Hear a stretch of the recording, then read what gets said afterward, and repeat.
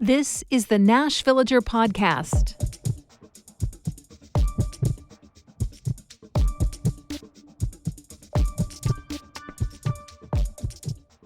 It's June 23rd, 2026. On this day in 1961, the Antarctic Treaty went into effect. That's the agreement that cemented the continent's status as not a no man's land, but kind of an every scientist's land.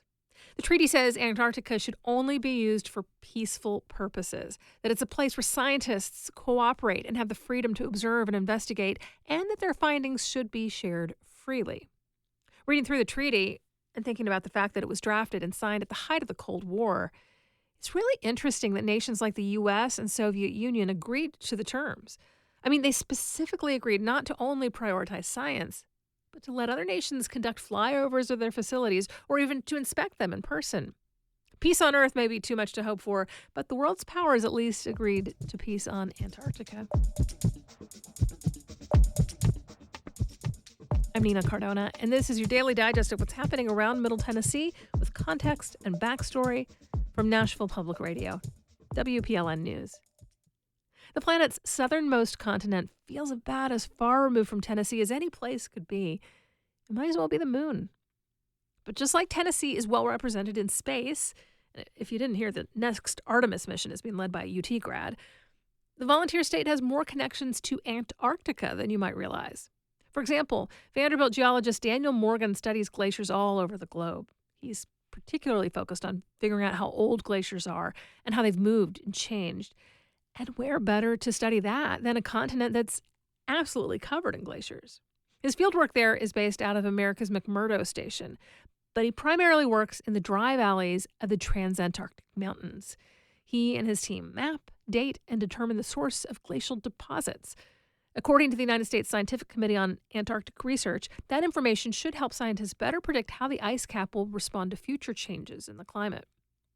Earlier this year, a doctoral student from the University of Tennessee spent 7 weeks on a ship just off the coast of Antarctica, studying the microorganisms that live in those frigid waters. Jason Olafsson is trying to understand how phytoplankton respond to changing light and nutrient conditions. And that work has connections to another project that he's also involved in here in Tennessee at the Oak Ridge National Laboratory. So conceivably, even though the Oak Ridge project isn't directly tied to Antarctica, the terms of that Antarctic Treaty mean that Olafsson's findings on that research trip may be able to inform the work of other Tennessee-based scientists.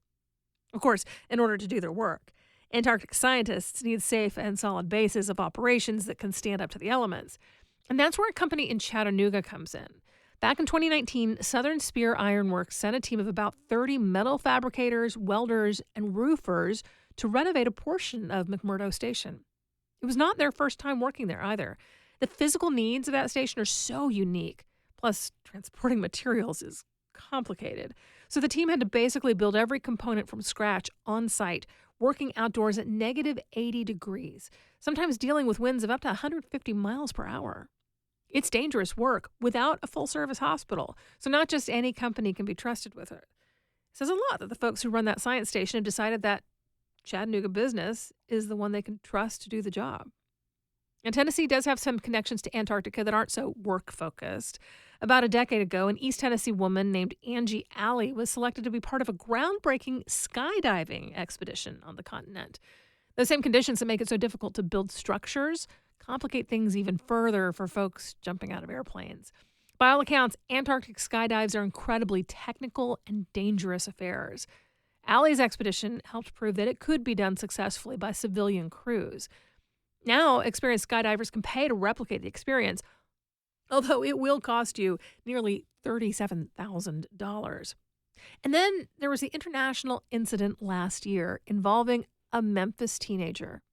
News sources described 19-year-old Ethan Guo as a self-taught aviator and social media influencer. He wanted to become the youngest person to fly solo to all 7 continents. Last June, he filed a flight plan saying he was going to take off and land in Chile, near that narrow ocean pass between South America and Antarctica, but not actually leaving Chilean airspace. And yet, he ended up landing his Cessna in a part of Antarctica controlled by Chilean authorities. Guo said it was essentially an emergency landing. Some say that's a lie, that he landed on purpose because it was the only way to tick that continent off his list. Chilean officials basically fell into that camp, accusing him of breaking international regulations, providing false flight information, and landing without a permit. They detained him for 2 months. He turned 20 while being held there. Eventually, Chilean prosecutors let Guo go without filing legal charges against him, but they wouldn't let him fly his plane out. There was a strong reaction to Guo's landing amongst people who have a strong connection to Antarctica. An article in the Polar Journal pointed out that it's not a place for improvisation, like landing a small plane on either a whim or due to a true emergency. The conditions are fierce. The infrastructure is built almost exclusively for science. And while the Antarctic Treaty has held strong since 1961, it does still operate on a careful and complicated balance. It works best if everyone treats it as a special place where just a handful of devoted and high-minded scientists get to go. In just a few minutes, a health cue discussion of early onset cancer. That's coming up after the newscast.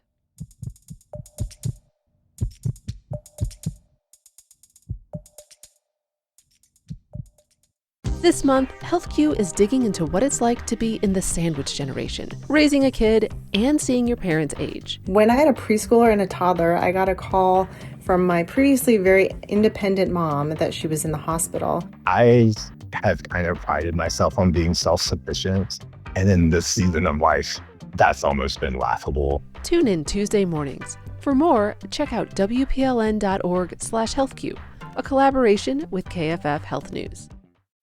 Here's the latest from WPLN News. Tennessee has the most segregated schools in the South, according to a new study.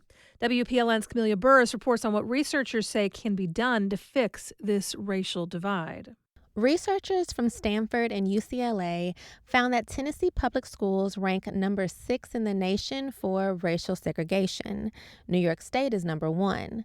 The report uses data from the 2023 to 24 school year. The Supreme Court decision, Brown v. Board of Education, officially outlawed racial segregation in schools in 1954. However, schools have become increasingly more racially divided in the last 3 decades, especially in big cities and large school districts. Education advocates say one of the fixes to this issue is giving more money to schools. If schools are properly funded, there will be less resistance to integration. Other suggestions include rethinking school district lines, fostering positive student experiences in integration efforts, and focusing on educator diversity. Camelia Burris, WPLN News. This phenomenon and its underlying issues were the topic several years ago of WPLN's investigative podcast, The Promise Series 2, which is still available wherever you get your podcasts. The city of Chattanooga is suing the state for taking over the city's airport authority. This comes just a few weeks after Nashville filed its own lawsuit. The General Assembly passed a bill earlier this year that would effectively allow the state to take over most of the state's airport boards, including Chattanooga's. Under the new law, 4 of Tennessee's largest cities would also lose control over real estate and other assets. Legislators argued the state puts more money into the airports than cities do, and that it should have some say in how the airports are governed. The Times Free Press reports the Chattanooga lawsuit complains about loss of local control. It says the effort happened, quote, for no just reason or cause, without any rational basis, and when the public welfare did not require or even benefit from it. Hard-right social media personalities are gaining power in the State House. A recent study from the Southern Poverty Law Center shows that these influencers have had more say in policy under the second Trump administration. WPLN's Mariana Bacallao reports. As the White House legitimizes these influencers, more state houses are listening to what they have to say. The SPLC report says former University of Kentucky swimmer Riley Gaines has been one of the loudest voices against transgender women in sports after she tied for 5th with a trans swimmer in 2022. Gaines has inspired laws in West Virginia, Georgia, and now in Tennessee, all of which bear her name and ban transgender athletes from using the locker room or playing on the sports team that aligns with their gender.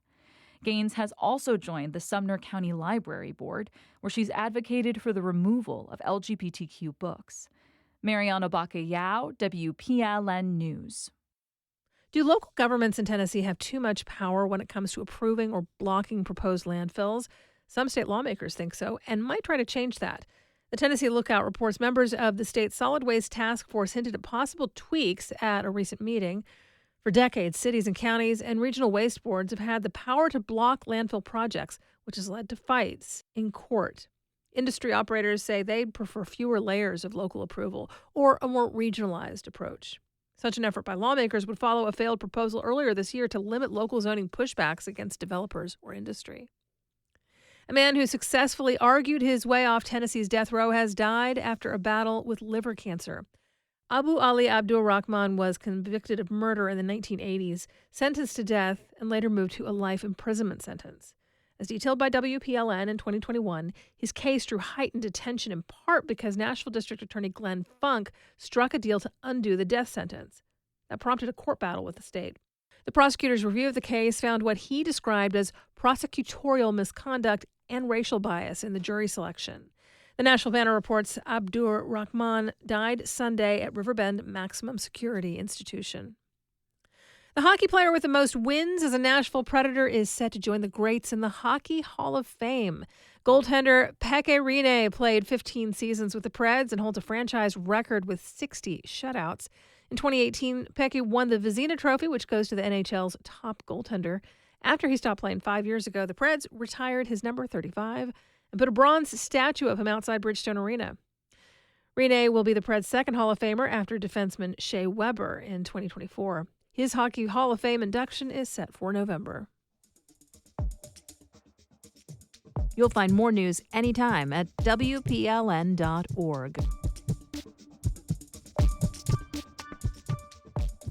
More than a dozen kinds of cancer are on the rise in adults over 50. Reporters Kara Anthony and Blake Farmer with our series Health Q volunteered to take a quiz to clock their own knowledge about early onset cancers. And you can play along. Kara, welcome to the Health Q quiz, Early Onset Cancer Edition. I'm nervous, but here we go. Okay. Let's jump right in with question 1. Which 2 of these cancers are on the rise the most in people under 50? Colorectal cancer, lung cancer, breast cancer, or bone cancer? I feel like I've heard colorectal's up. I'll go with also bone cancer. Okay, 1 out of 2 isn't bad. Colorectal and breast cancers are increasing in people under 50 the most. Also, colorectal cancer is now the most deadly cancer for people in this age range. Wow. All right, let's move to question 2, which is related. What are the current recommended ages for a first mammogram, which scans for breast cancer, and colonoscopy, which scans for colorectal cancer? I'm going to go pretty young here and say 35 or 40. Recommended age, 40 for a mammogram, 45 for a colonoscopy. However, your doctor might want you to get one of these scans much sooner, even in your 20s, depending on personal risk factors. Okay, what are the personal risk factors? Well, one of the big ones is unusual symptoms that can be kind of scary, like blood in your stool, lump in the breast, ongoing fatigue, even unusual pain. Don't just wait for it to go away. Tell your doctor. Another very important risk factor is your family history. Bryce Ramsey was diagnosed with colorectal cancer at 33. If I would have known that I had a significant family history, I would have been scoped a lot younger. After my diagnosis, I begged my dad and my aunt and my brother to all get screened, and it come back that all of them had colon cancer also. Bryce's family members, they were all able to get treatment. They're doing well today.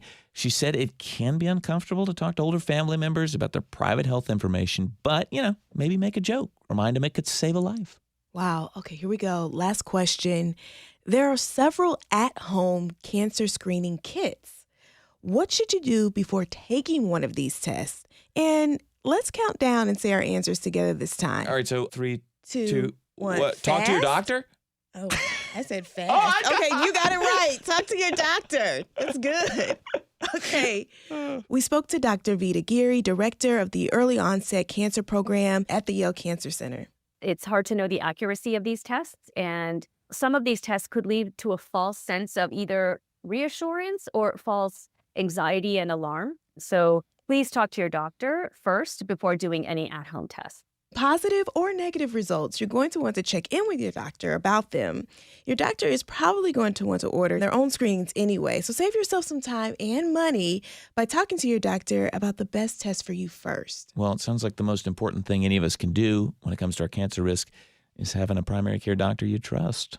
Yes, but also let's be real, not everyone has a doctor, so at least get your screenings and get any unusual symptoms checked out sooner rather than later, just in case it is in fact cancer.